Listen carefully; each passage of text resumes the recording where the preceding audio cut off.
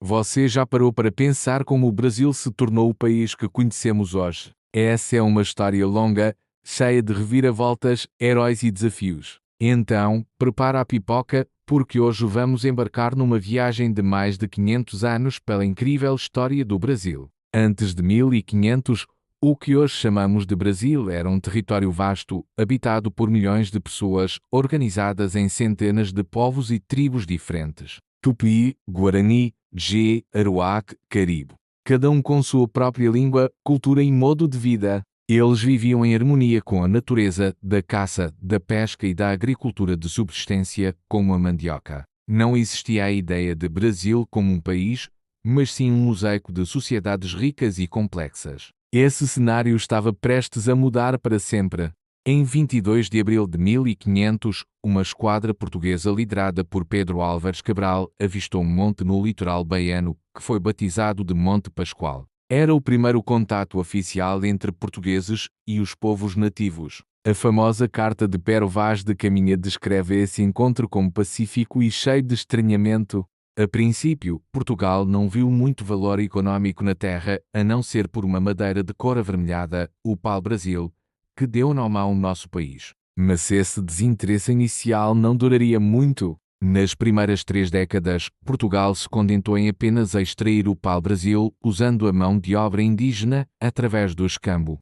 Mas com a ameaça de invasões de outros países europeus, como a França, a coroa portuguesa decidiu que era hora de ocupar a terra de verdade. Em 1534, o rei Dom João III dividiu o Brasil em grandes faixas de terra, as capitanias hereditárias entregues a nobres portugueses, os donatários. A ideia era que eles colonizassem e desenvolvessem a terra com seus próprios recursos. A maioria fracassou, mas o sistema lançou as bases da ocupação portuguesa. Com o fracasso das capitanias, Portugal implantou um governo geral e investiu pesado na produção de açúcar. O clima e o solo do Nordeste eram perfeitos para o cultivo da cana. Surgiram os grandes engenhos, que se tornaram o centro da vida social e econômica da colónia. Para mover essa gigantesca indústria, foi implementado um dos capítulos mais sombrios da nossa história: a escravidão. Milhões de africanos foram sequestrados de suas terras, trazidos à força em navios negreiros e submetidos a condições desumanas de trabalho nos canaviais. A economia colonial foi construída sobre o suor e o sangue dessas pessoas. A riqueza gerada pelo açúcar atraiu a cobiça de outras nações. Franceses tentaram se estabelecer no Rio de Janeiro e no Maranhão. Mas a maior ameaça veio dos holandeses, que invadiram e dominaram o Nordeste por 24 anos, de 1630 a 1654. Sob o governo de Maurício de Nassau, Recife se tornou uma cidade moderna e cosmopolita. A expulsão dos holandeses foi uma longa luta, conhecida como Insurreição Pernambucana, que fortaleceu um sentimento de defesa do território entre os colonos.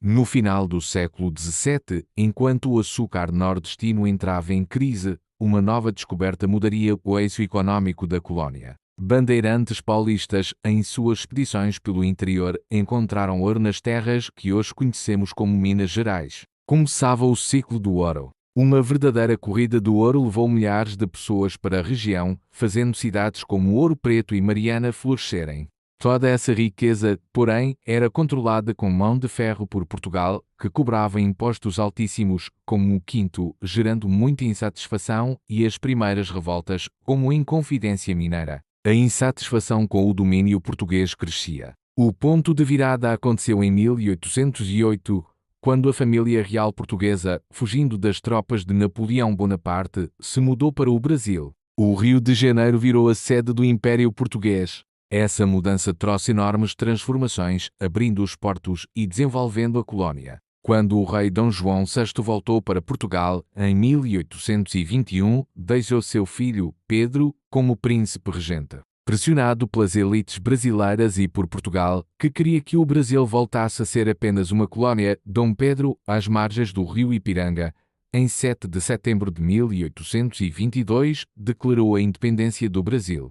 O Brasil se tornou uma monarquia, com Dom Pedro I como nosso primeiro imperador. Seu reinado foi conturbado, marcado por autoritarismo e crises, o que o levou a abdicar do trono em favor de seu filho de apenas 5 anos, Pedro de Alcântara. O Brasil foi então governado por regentes por quase uma década, um período de grande instabilidade e revoltas. Aos 14 anos, através do golpe da maioridade, Dom Pedro II assumiu o trono. Seu reinado, o segundo reinado, foi um longo período de estabilidade política e modernização, marcado pelo auge da economia cafeeira e, finalmente, pela abolição da escravatura em 1888. A abolição da escravatura, assinada pela princesa Isabel, foi uma conquista histórica, mas tirou o último pilar de sustentação do império, o apoio dos fazendeiros escravocratas.